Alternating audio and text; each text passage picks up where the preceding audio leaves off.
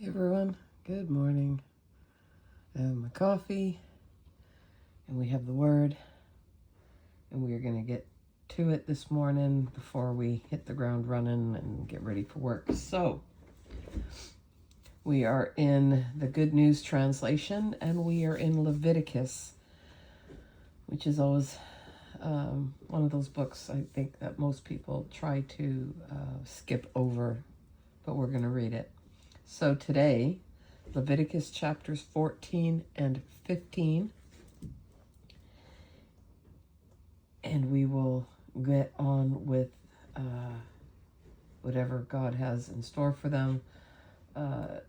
Yesterday it was all about skin diseases and so on and so forth, so we'll see where we go today.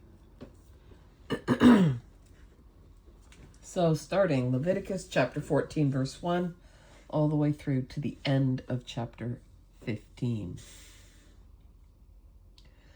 The Lord gave Moses the following regulations about the sleep. All right. It's Wednesday. Jesus help me. Amen. The Lord gave Moses the following regulations about the ritual purification of those of you cured of a dreaded skin disease. On the day you are to be pronounced clean, you shall be brought to the priest, and the priest shall take you outside the camp and examine you. If the disease is healed, the priest shall order that 2 ritually clean birds be brought, along with a piece of cedar wood, a red cord, and a sprig of hyssop. Then the priest shall order that one of the birds be killed over a clay bowl containing fresh spring water. He shall take the other bird and dip it, together with the cedar wood, the red cord, and the hyssop, in the blood of the bird that was killed. He shall sprinkle the blood 7 times on the one of you who is to be purified from your skin disease, and then he shall pronounce you clean. Oh, that sounds messy. He shall let the live bird fly away over the open fields, and you shall wash your clothes, shave off all your hair, and take a bath. You will then be ritually clean and not itchy because of all the shaving. You may enter the camp, but you must live outside your tent for 7 days.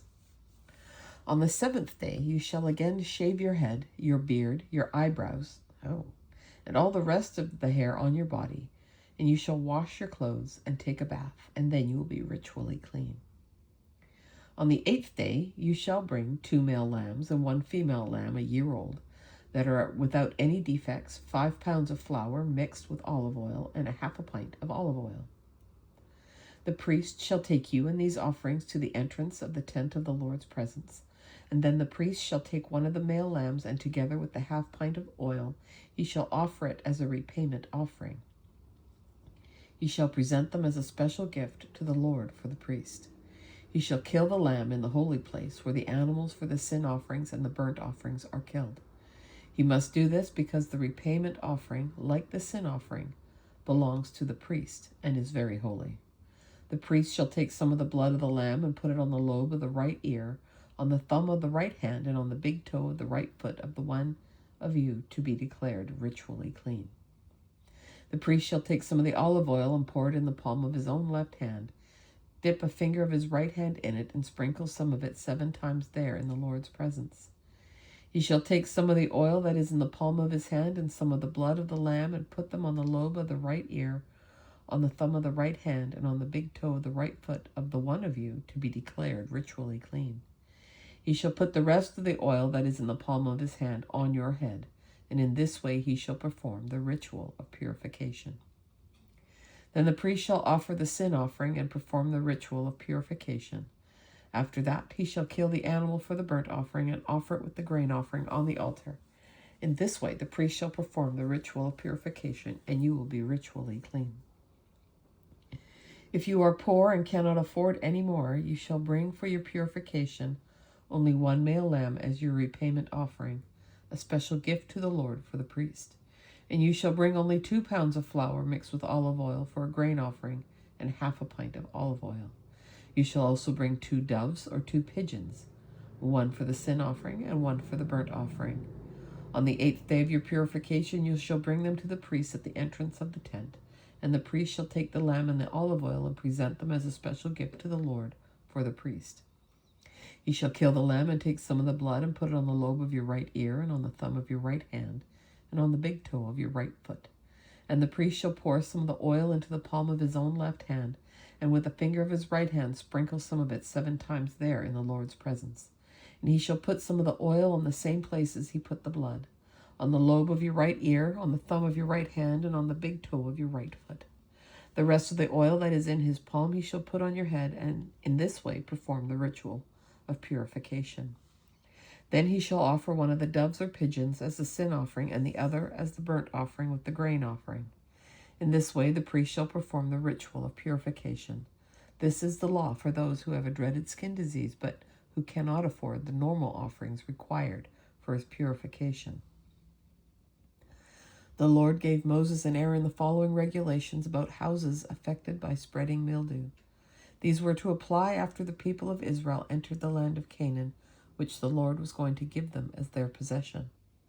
If any of you find that the Lord has sent mildew on your house, then you must go and tell the priest about it. The priest shall order everything to be moved out of the house before he goes to examine the mildew.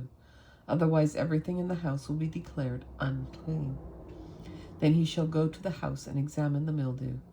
If there are greenish or reddish spots that appear to be eating into the wall, he shall leave the house and lock it up for 7 days. On the 7th day he shall return and examine it again. If the mildew has spread, he shall order that the stones on which the mildew is found be removed and thrown into some unclean place outside the city. After that, he must have all the interior walls scraped and the plaster dumped in an unclean place outside the city. Then other stones are to be used to replace the stones that were removed, and new plaster will be used to cover the walls. If the mildew breaks out again in the house after the stones have been removed and the house has been scraped and plastered, the priest shall go and look. If it has spread, the house is unclean, and it must be torn down, and its stones, its wood, and all its plaster must be carried out of the city to an unclean place.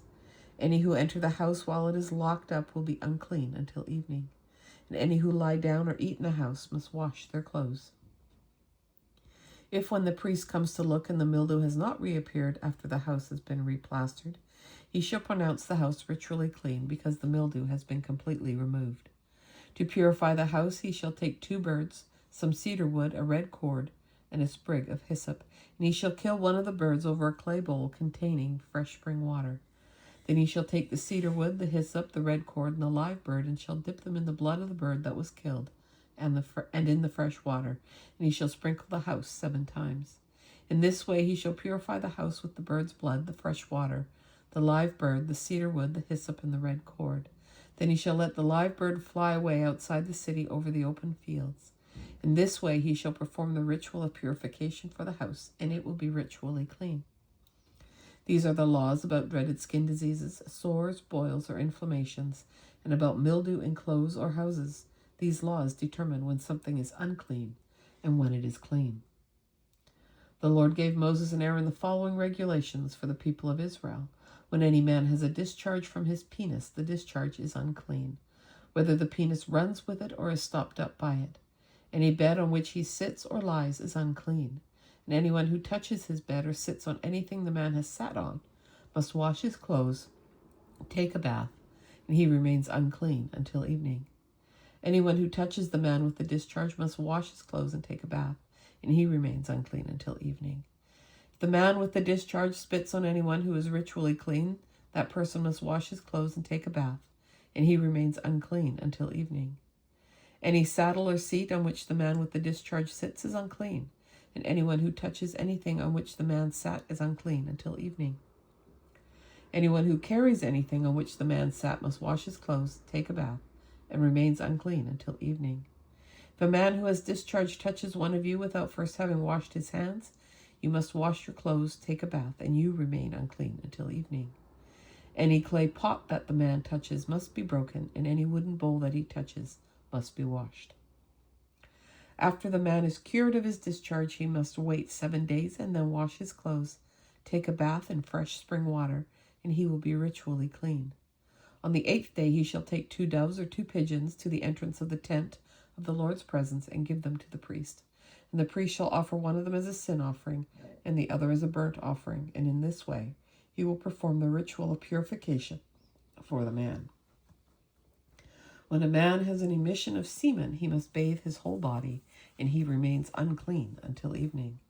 Anything made of cloth or leather on which the semen falls must be washed, and it remains unclean until evening. After sexual intercourse, both the man and the woman must take a bath, and they remain unclean until evening. When a woman has her monthly period, she remains unclean for 7 days. Anyone who touches her is unclean until evening. Anything on which she sits or lies during her monthly period is unclean. Any who touch her bed or anything on which she has sat must wash their clothes, take a bath, and they remain unclean until evening. If a man has intercourse with her during her period, he is contaminated by her impurity and remains unclean for 7 days, and in any bed on which he lies is unclean. If a woman has a flow of blood for several days outside her monthly period, or if her flow continues beyond her regular period, she remains unclean as long as the flow continues, just as she is during her monthly period. Any bed on which she lies and anything on which she sits during this time is unclean. Any who touch them are unclean and must wash their clothes and take a bath. They remain unclean until evening. After her flow stops, she must wait 7 days, and then she will be ritually clean. On the 8th day she shall take 2 doves or 2 pigeons to the priest at the tent of the Lord's presence, and the priest shall offer one of them as a sin offering, and the other as a burnt offering, and in this way he will perform the ritual of purification for her. The Lord told Moses to warn the people of Israel about their uncleanness, so that they would not defile the tent of his presence, which was in the middle of the camp. If they did, they would be killed.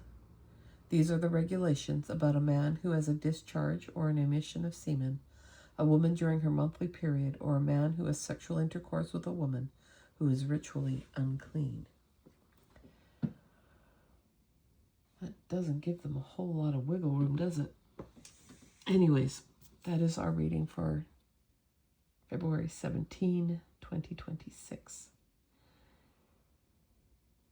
And I promise Leviticus will be done in about a week, and then we'll get into Numbers and a whole other set of things. But for now, we are in the rituals and the purifications and the sacrifices and all the things. So hang in there with me. I'm glad you joined me and that you're sticking it through with me. And I will hopefully see you again tomorrow. Take care. Bye for now.